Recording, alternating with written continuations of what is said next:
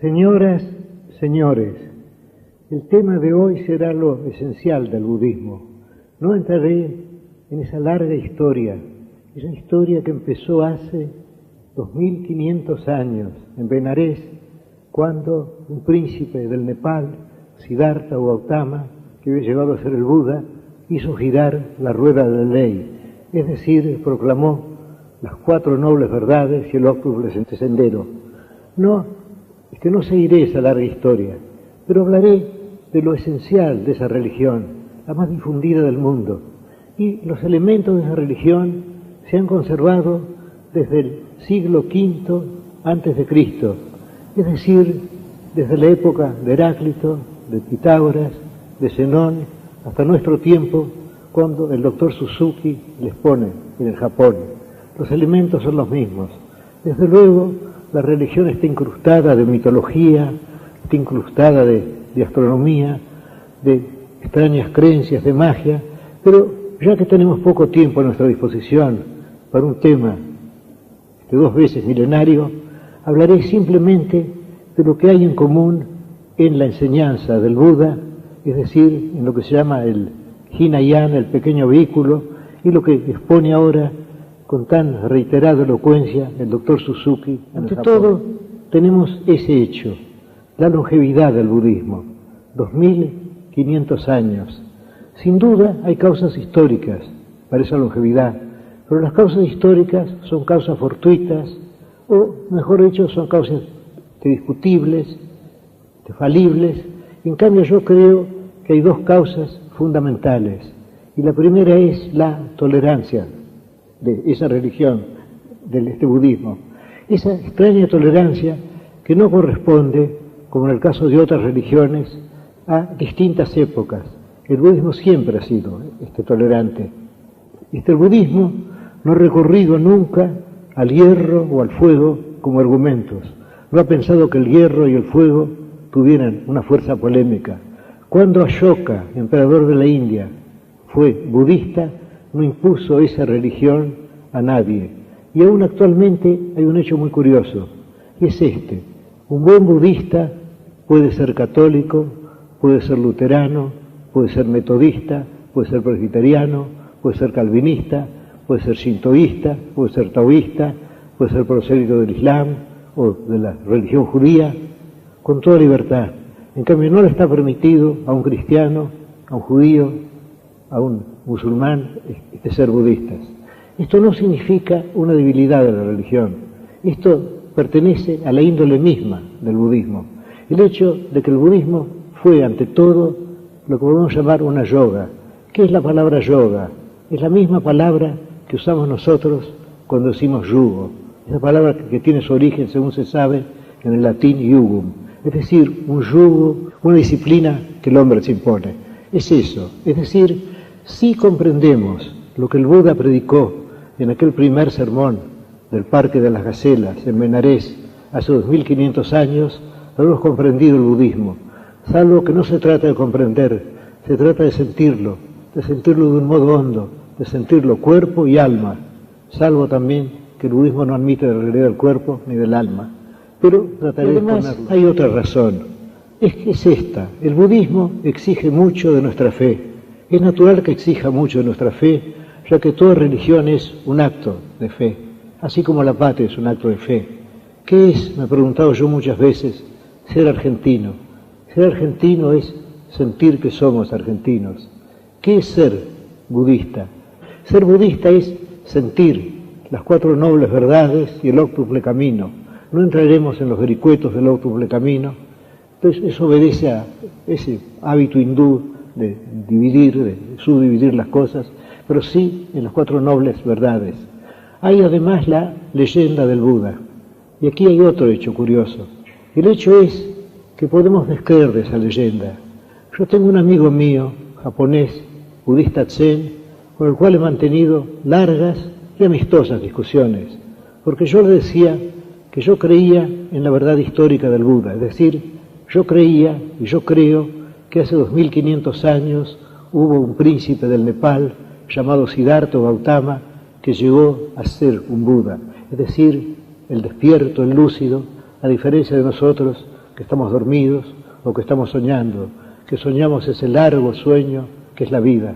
Y aquí recuerdo una frase de Joyce: la vida es una pesadilla de la que trato de despertarme. Pues bien, Siddhartha, a la edad de 30 años, llegó a despertarse y llegó a ser un Buda. Con aquel amigo yo le decía que yo creía, y creo desde luego, en la realidad histórica del Buda. Y él, que era budista, yo no estoy seguro de ser cristiano y estoy seguro de no ser budista. Yo discutía con él y decía, pero ¿por qué no creer en el príncipe Siddhartha o Gautama, que nació en Kapilavastu, 500 años antes de la era cristiana? Y él me decía, porque aquello no tiene ninguna importancia, lo importante es creer en la doctrina.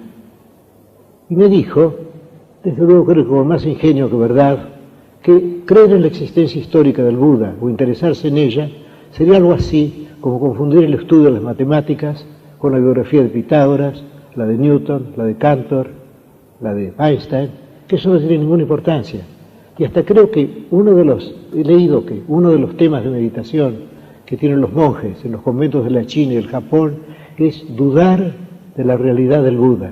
Es una de las dudas que deben imponerse para llegar a la verdad de la doctrina.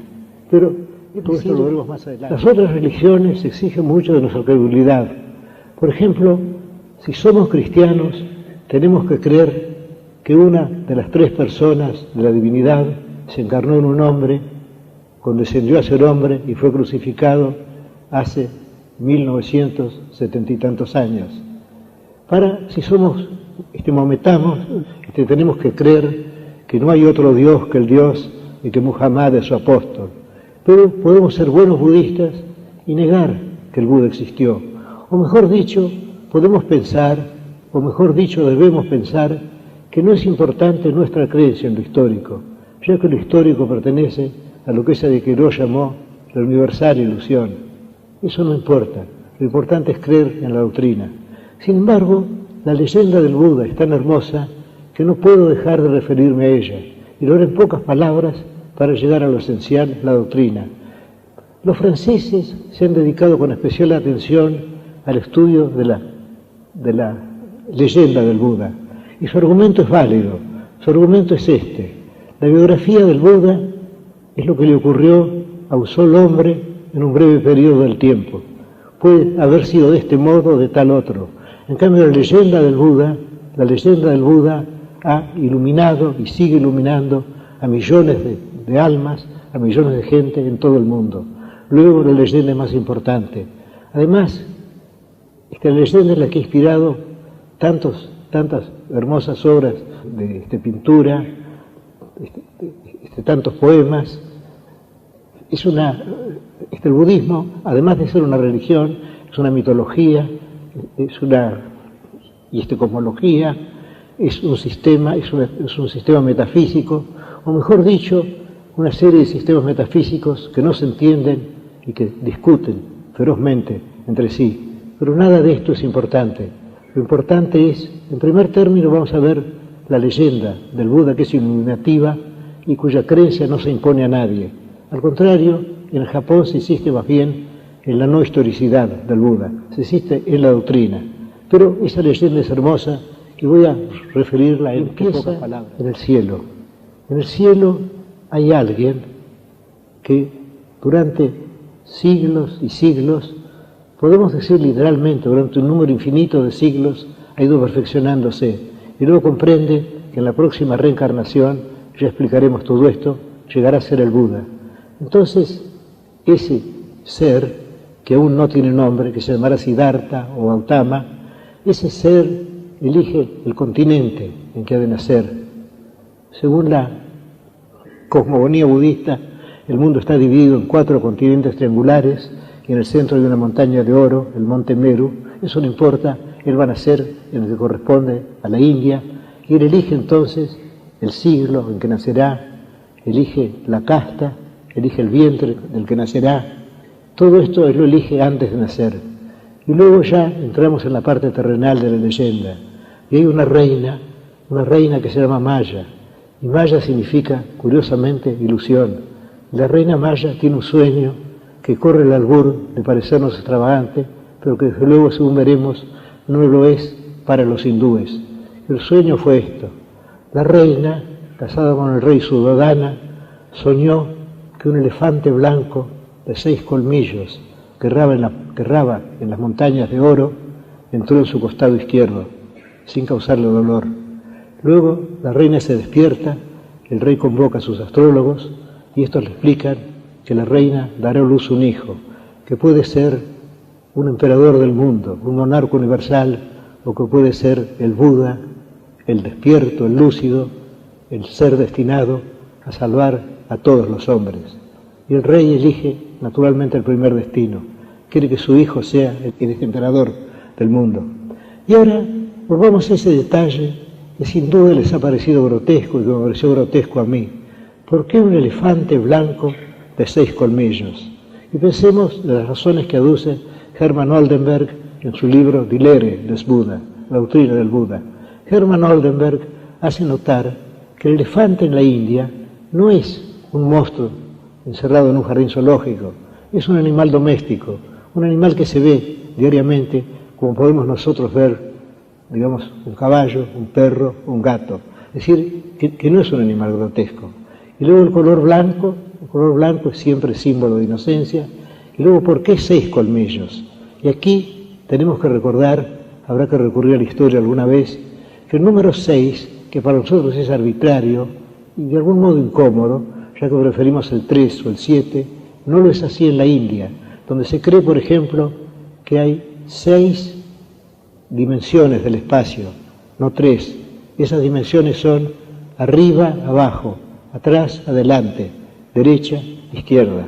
Es decir, que la idea de un elefante de 6 colmillos es tan poco monstruosa como sería para nosotros la idea de, no sé, si pensáramos en una paloma, por ejemplo, y si pensáramos en 2 alas, eso no tenía nada particular, o el número o 3 o 7. El rey convoca a sus magos y la reina da luz sin dolor, el hijo nace de pie y al nacer da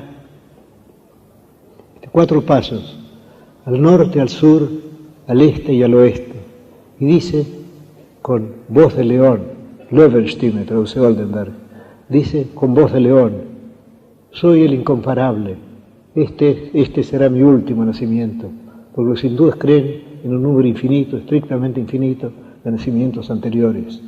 Luego el príncipe crece, es el mejor arquero, es el mejor jinete, es el mejor nadador, es el mejor atleta, además confuta a todos los doctores. Aquí vamos a pensar en Cristo y en los doctores también, y a los 16 años se casa.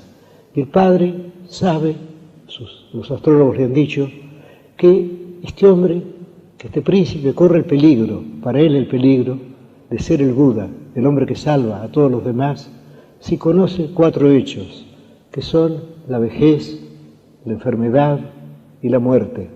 Y también hay otro hecho, que es el hecho de que hay ascetas en el mundo. Todo esto es peligroso.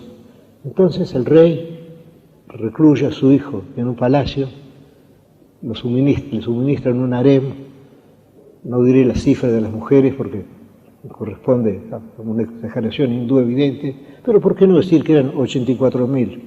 Bueno, el príncipe vive una vida feliz, ignora que hay sufrimiento en el mundo, ya que le ocultan esos 3 hechos capitales: la vejez, la enfermedad y la muerte. Pero llega un día predestinado, y ese día el príncipe sale de su carroza, y sale por una de las 4 puertas del palacio, el palacio rectangular, y sale, digamos, por la puerta del norte, recorre un trecho y luego ve un ser rarísimo, ve un ser distinto de todos los que él ha visto, ve un ser que está encorvado, arrugado, no tiene pelo, apenas puede caminar apoyándose en un bastón, y pregunta: ¿quién es este hombre? Si es que es un hombre. Entonces el cochero le contesta: es un anciano, y todos seremos ese hombre si seguimos viviendo. El príncipe vuelve al palacio, vuelve perturbado, vuelve muy inquieto, pero al cabo de 6 días, siempre el número 6 sigue rigiendo la historia, al cabo de 6 días vuelve a salir de su palacio en el mismo coche, pero sale por la puerta del sur. Y entonces ve en una zanja un hombre aún más extraño. Es un hombre con la blancura de la lepra, un hombre con el rostro demacrado. Y él pregunta, ¿quién es ese ser? ¿Quién es ese hombre, si es que es un hombre? Y dicen, es un enfermo, le contesta el cochero, y todos seremos ese hombre si vivimos bastante tiempo. El príncipe, ya muy inquieto, vuelve al palacio y sale por tercera vez. Y entonces ve un hombre que parece dormido, pero cuyo color no es el de esta vida, y ese hombre lo llevan otros. Y pregunta, ¿quién es ese hombre? Y le dicen, ese hombre es un muerto, y todos seremos ese muerto si vivimos. Entonces el príncipe está desolado, esas tres terribles verdades le han sido reveladas, la verdad de la vejez, la verdad de la enfermedad, la verdad de la muerte, pero sale una cuarta vez por la puerta del oriente, digamos. Cuando sale por la puerta del oriente, ve un hombre casi desnudo, pero cuyo rostro está lleno de serenidad. Le pregunta, ¿y ese hombre qué es? Y le dicen, ese hombre es una asceta, un hombre que ha renunciado a todo y que ha logrado a esta beatitud. Entonces el príncipe resuelve abandonar todo, él que ha llevado esa vida tan rica, porque el budismo cree que el ascetismo puede convenir, pero solo después de haber probado la vida. No se cree que nadie debe empezar negándose nada, hay que apurar la vida hasta las heces y luego podemos arrepentirnos de ella, pero no sin conocimiento de ella. El príncipe entonces resuelve ser el Buda. Y en ese momento le trae una noticia, que su mujer, Yasodhara, ha dado a luz a un hijo. Entonces él dice, un vínculo ha sido forjado, porque es algo que lo ata a la vida. Y por eso le dan al hijo el nombre de vínculo, de grillo, Rahula. Y él está en su harem, él mira a las mujeres, y esas mujeres que son jóvenes y bellas, él las ve como ancianas, las ve como horribles, las ve leprosas, las ve con cáncer, las ve con horrendas enfermedades, y luego él llega al aposento de su mujer, y está su mujer durmiendo, y tiene el niño en los brazos, y él está por besarla a ella, pero él piensa que si él la besa, él no podrá desprenderse de ella. Entonces él se va sin besarla. Y luego él busca maestros. Y aquí tenemos una parte de la historia que puede no ser legendaria, ya que ¿por qué mostrarlo como discípulo de maestros que él abandona? Y los maestros le enseñan el ascetismo. Y él ejerce el ascetismo durante mucho tiempo, al final está tirado en medio del campo, su cuerpo es demasiado, y los dioses que lo ven desde los 33 cielos, los dioses piensan que ha muerto, pero uno de ellos, el más sabio, dice, no ha muerto, será el Buda. En efecto, el príncipe se despierta, corre a un arroyo que está cerca, toma un poco de alimento y se sienta bajo la higuera sagrada, el árbol de la ley. Aquí hay otro intervalo, aquí hay otro entreacto mágico que tiene su correspondencia en los evangelios, que es la lucha con el demonio. El demonio se llama Mara. Ya hemos visto esa palabra al hablar de nightmare, demonio de la noche. Pues bien, el demonio siente que él domina el mundo, pero que ahora él corre peligro, y él sale de su palacio, y se han roto las cuerdas de sus instrumentos de música, y el agua se ha secado en las cisternas, pero él apresta a sus ejércitos. Y aquí tenemos una descripción de los ejércitos. Él monta en un elefante que tiene no sé cuántas millas de altura, él multiplica sus brazos, multiplica las armas y ataca al príncipe. El príncipe está sentado al atardecer bajo el árbol del conocimiento, ese árbol que ha nacido al mismo tiempo que él. Entonces el demonio y sus huestes de tigres, de leones, de camellos, de elefantes, de guerreros monstruosos, lo atacan y le arrojan flechas. Pero las flechas cuando llegan a él son rosas, le arrojan montañas de fuego y las montañas de fuego forman un dosel sobre su cabeza. Y el príncipe sigue luchando inmóvil, está con los brazos cruzados, quizá no se dé cuenta de que están atacándolo, está pensando en la vida y está llegando al nirvana, a la salvación. Y antes de que el sol se ponga, el demonio ha sido derrotado y luego viene una larga noche de meditación, y al cabo de esa noche, Siddhartha ya no es Siddhartha, o Gautama ya no es Gautama, es el Buda, ha llegado al este nirvana. Ya veremos más adelante el sentido de esta palabra. Entonces él resuelve predicar la ley, él se levanta, ya se ha salvado, pero quiere salvar a los otros, y luego predica su primer sermón en el Parque de las Gacelas en Benarés, y luego otro sermón, el Sermón del Fuego, en el cual él dice que todo está en fuego, que las almas están en fuego, que las cosas están en fuego, que los cuerpos están en fuego. Y más o menos por aquella fecha, Heráclito de Éfeso decía que todo es fuego también. Y luego él predica la ley, y su ley no es la ley del ascetismo, ya que para el Buda el ascetismo es un error. Lo que él predica es una vía media, y estas son las 4 nobles verdades. Es decir, el hombre no debe abandonarse a la vida carnal, porque esa vida carnal es baja, es innoble, es bochornosa y por ende es dolorosa. Y tampoco al ascetismo, que también es innoble y que es doloroso también. El Buda predica una vía media, para seguir la terminología teológica. Y luego él muere unos años después, ya tiene muchos discípulos, y él podría haber sido inmortal, pero él elige el momento de su muerte. Él muere en casa de un herrero y sus discípulos lo rodean, están desesperados. ¿Qué van a hacer sin él? Y él les dice que él no existe, que él es un hombre como ellos, tan irreal y tan mortal como ellos, pero que él les deja su ley. Aquí ya tenemos una gran diferencia con Cristo. Creo que Jesús le dice a sus discípulos que si 2 están reunidos, él será el tercero. En cambio, el Buda no les dice eso. El Buda les dice, les dejo mi ley. Es decir, ha puesto en movimiento la rueda de la ley en el primer sermón, el de Benarés, el Parque de las Gacelas. Y luego vendrá la historia del budismo.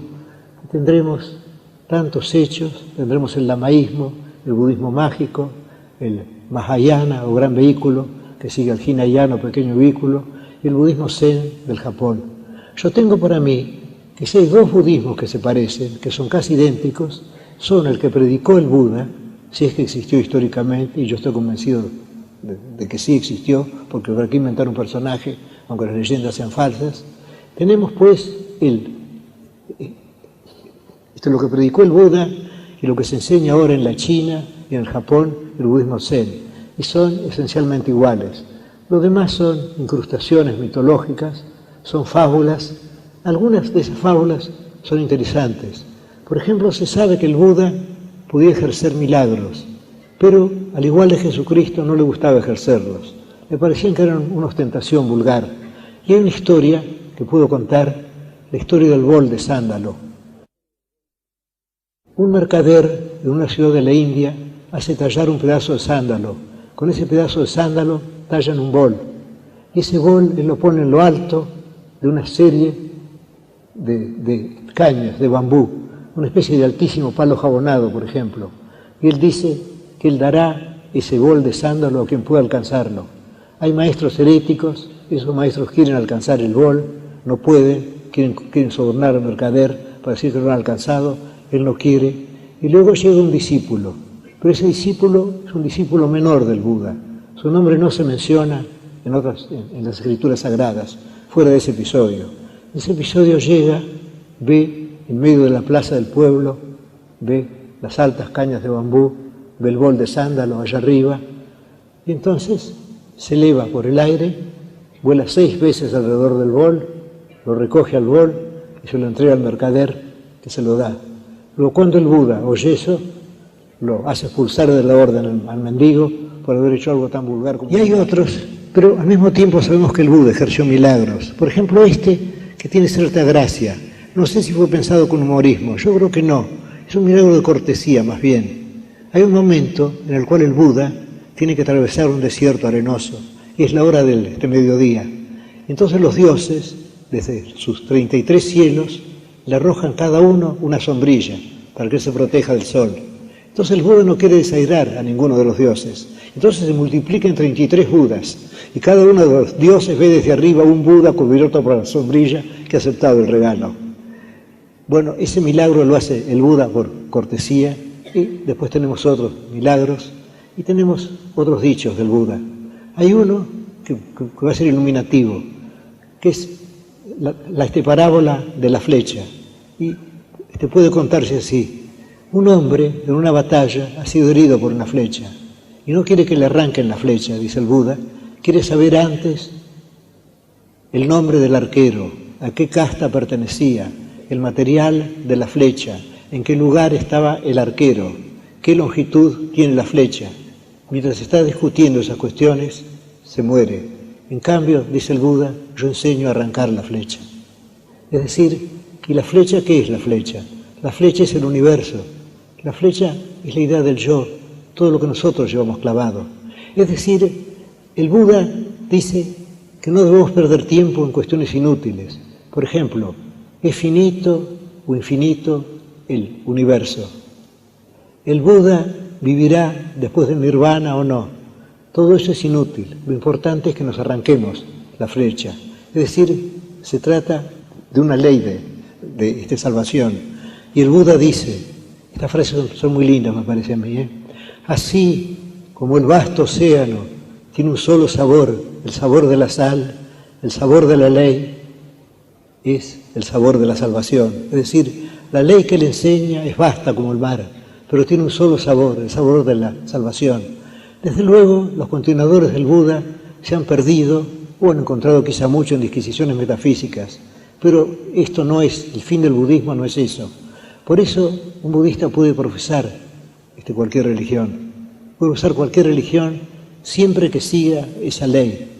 No sé si he dicho ya que un budista puede ser cristiano, puede ser judío, puede ser hindú, puede ser shintoísta, puede ser taoísta. En cambio, a un cristiano, a un hindú, quizá a un taoísta, no le está permitido ser budistas también. Lo importante es, antes tendremos que entrar en las 4 nobles verdades. Y esas 4 nobles verdades son el sufrimiento, el origen del sufrimiento, la curación del sufrimiento y luego el medio para llegar a la curación. Es decir, al final está el nirvana. El orden de las verdades no importa. Se ha dicho que corresponden a una antigua tradición médica, en que se trata del mal, del diagnóstico, del tratamiento y de la cura. Pero la cura en este caso es el nirvana. Ahora aquí llegamos a la parte más difícil del budismo, la que nuestras mentes occidentales aceptan con cierta dificultad, porque la vemos como una tradición poética, y es la idea de las transmigraciones, no del alma, porque el budismo niega la idea del alma, pero sí de un número infinito de transmigraciones. Y en el occidente esa idea está vinculada a varios pensadores, sobre todo a Pitágoras.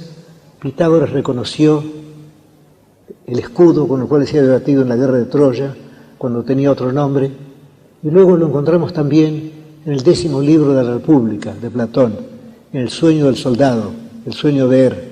Ese soldado ve las almas que, antes de beber el río del olvido, eligen su destino, y entre ellas está Agamenón, que elige ser un águila, Orfeo, que elige ser un cisne, y Ulises, que alguna vez se llamó Nadia. Ulises elige ser el más modesto y el más desconocido de los hombres.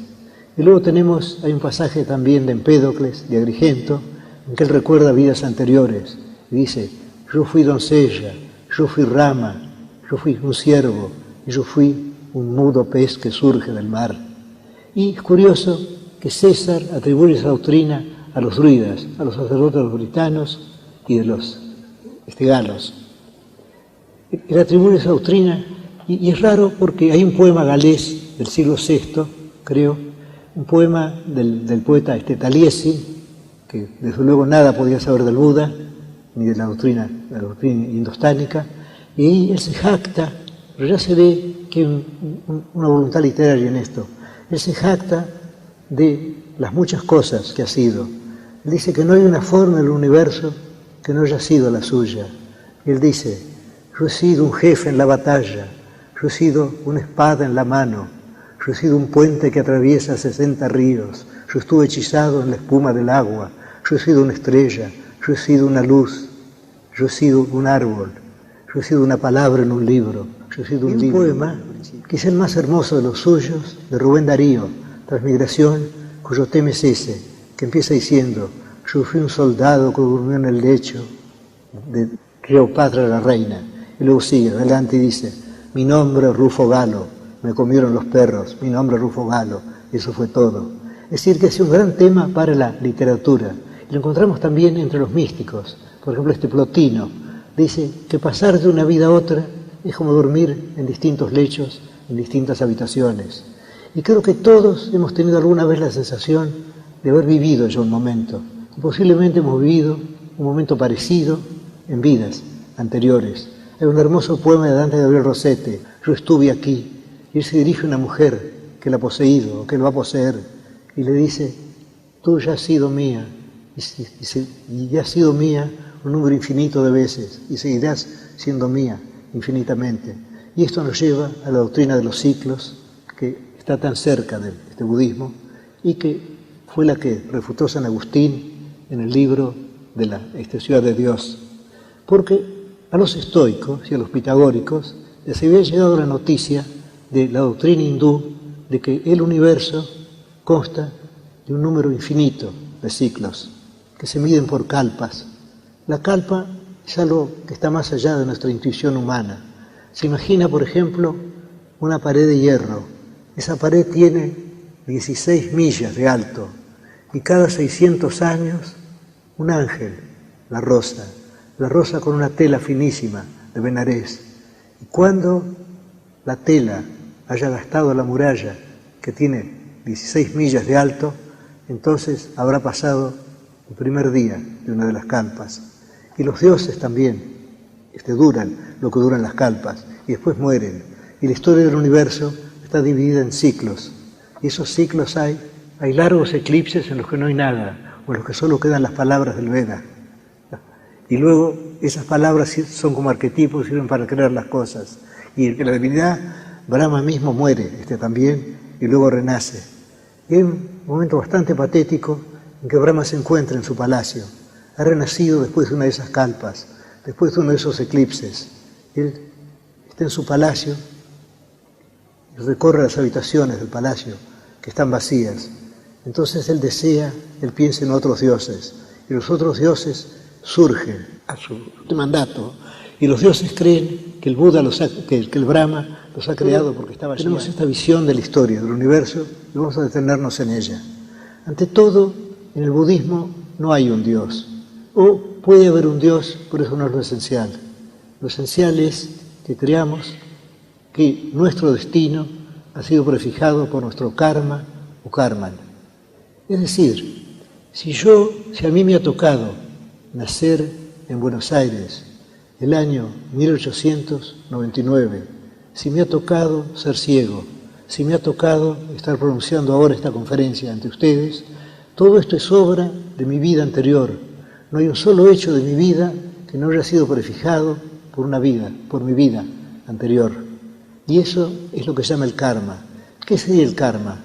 El karma viene a ser una estructura mental, una finísima estructura mental que estamos tejiendo y entretejiendo en cada momento de nuestra vida, y que tejen no solo nuestras voliciones, nuestros actos, sino nuestros pensamientos, nuestros sueños, nuestros semisueños, nuestro dormir, nuestra semivigilia.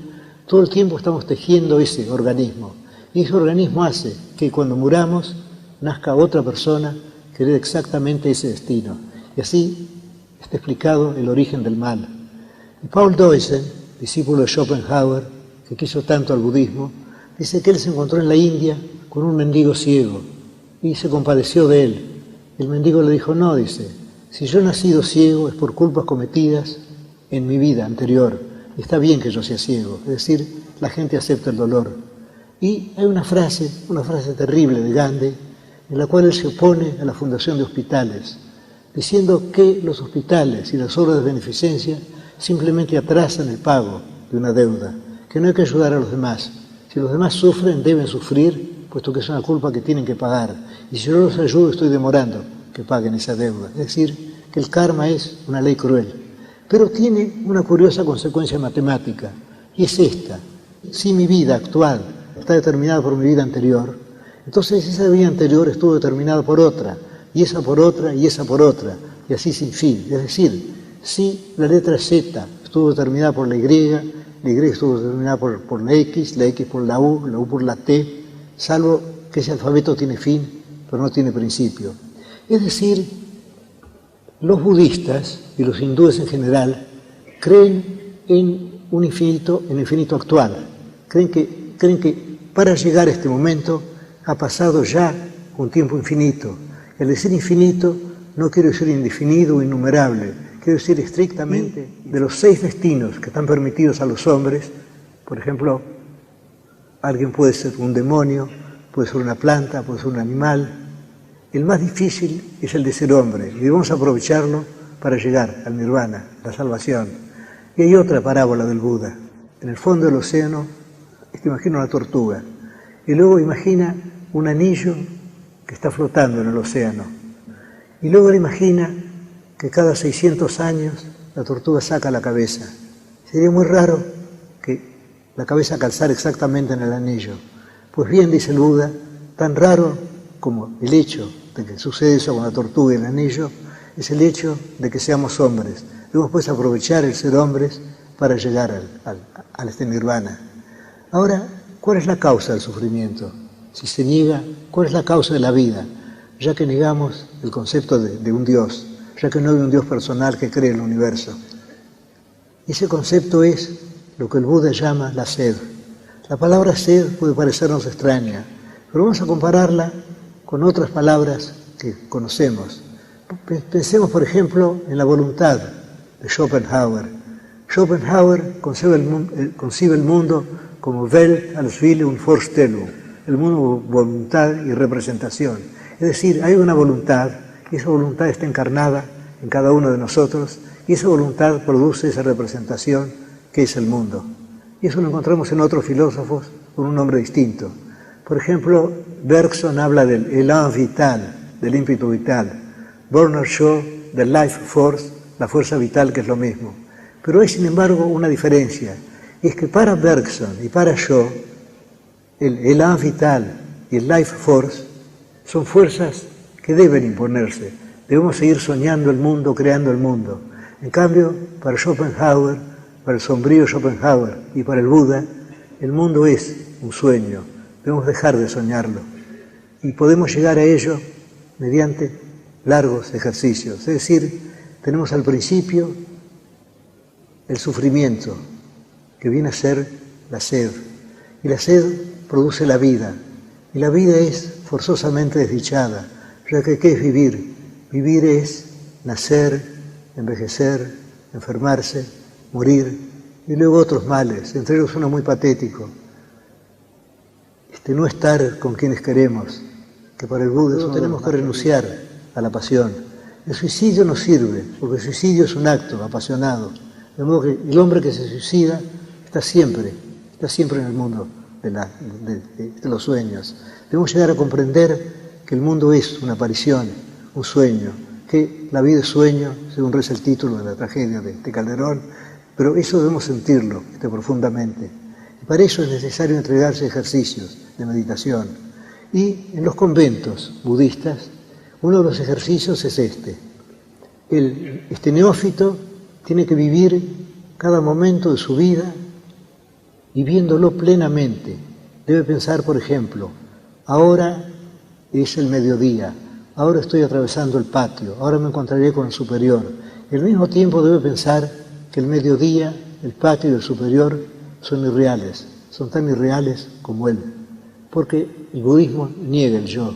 Una de las ilusiones del budismo, para el budismo, una de las ilusiones capitales es la del yo. Y en esto están de acuerdo con Hume y con Schopenhauer y con nuestro Macedonio Fernández, que negó el yo también. Es decir, habría que pensar que no hay un sujeto, lo que hay son una serie de estados. Luego, si decimos yo pienso, estoy incurriendo en un error, porque supongo un sujeto constante y luego una obra de ese sujeto que es el pensamiento. Pues no es así. Habría que decir, dice Hume, no yo pienso, sino se piensa.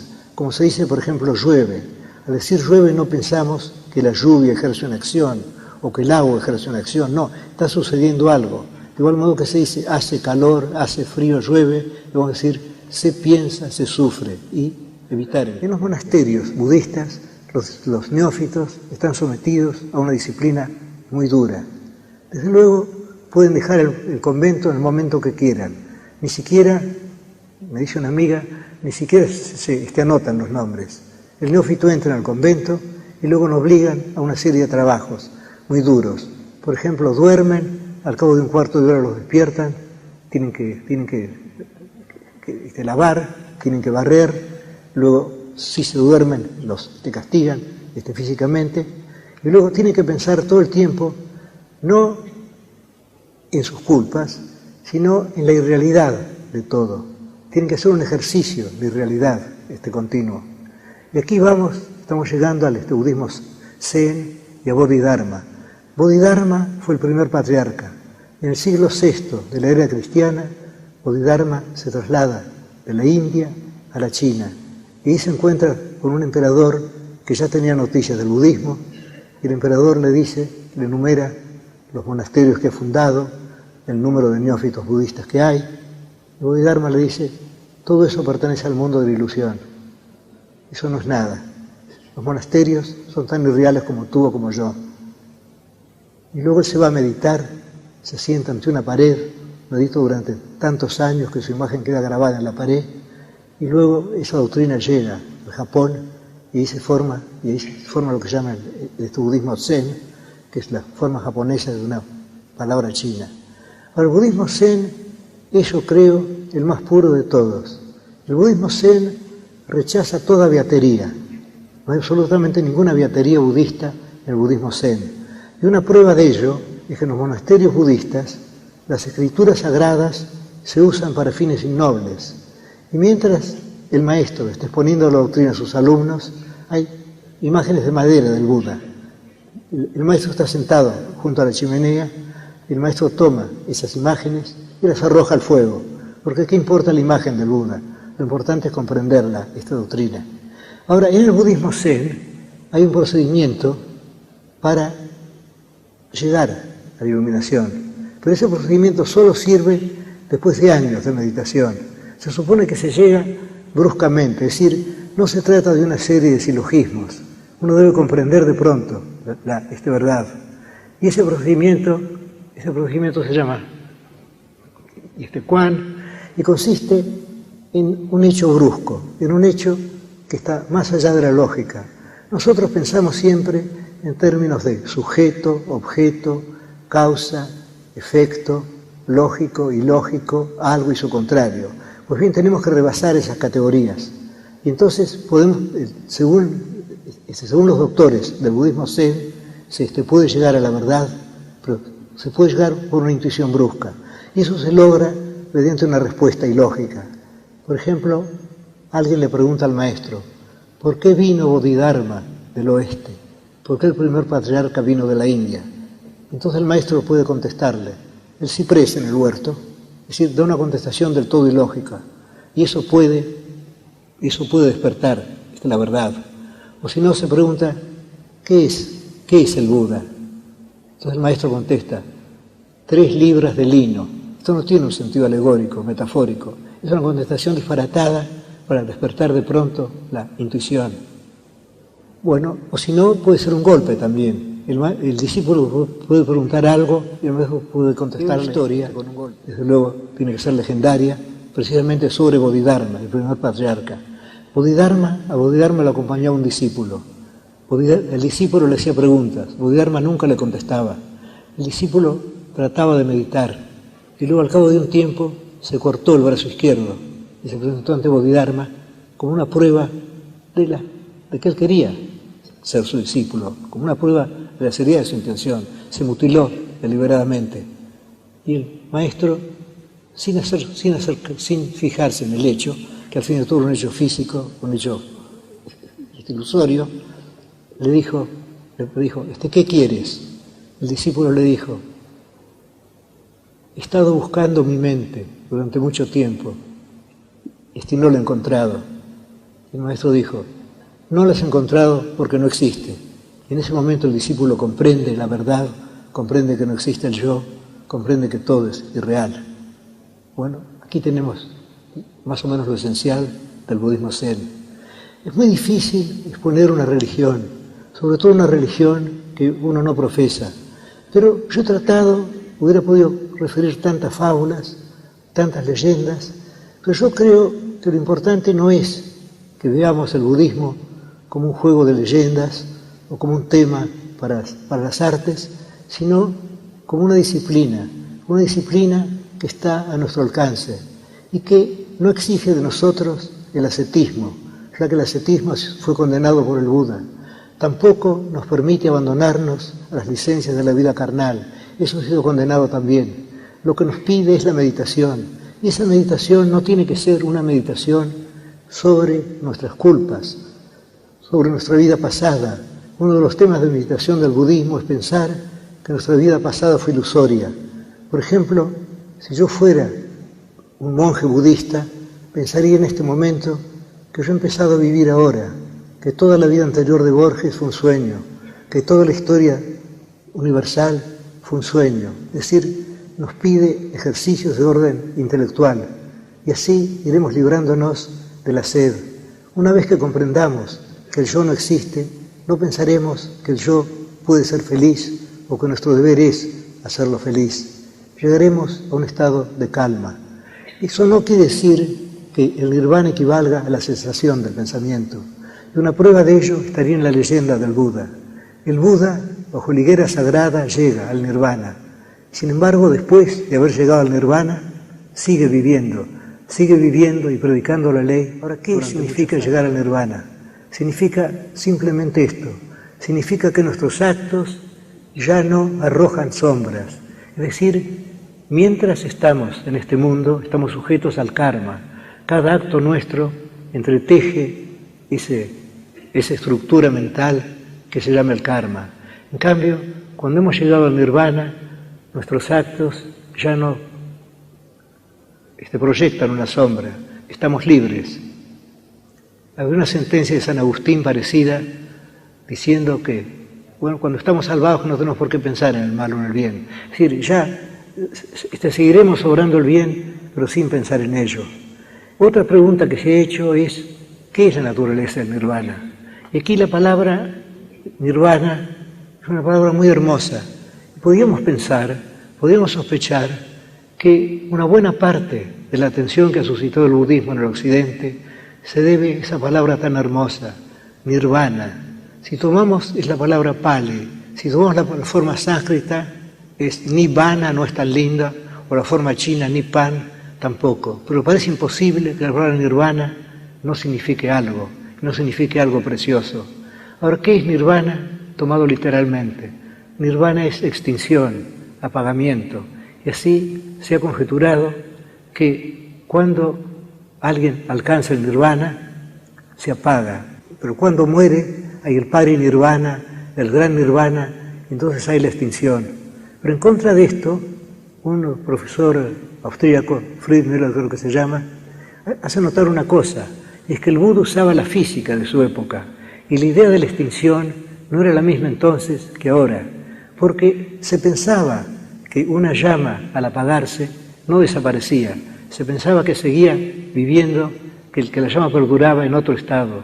Y así el nirvana no significa forzosamente la extinción, puede significar que seguimos de otro modo, de un modo inconcebible para nosotros. En general, las metáforas de los místicos son metáforas nupciales, metáforas de embriaguez, pero las de los budistas son distintas.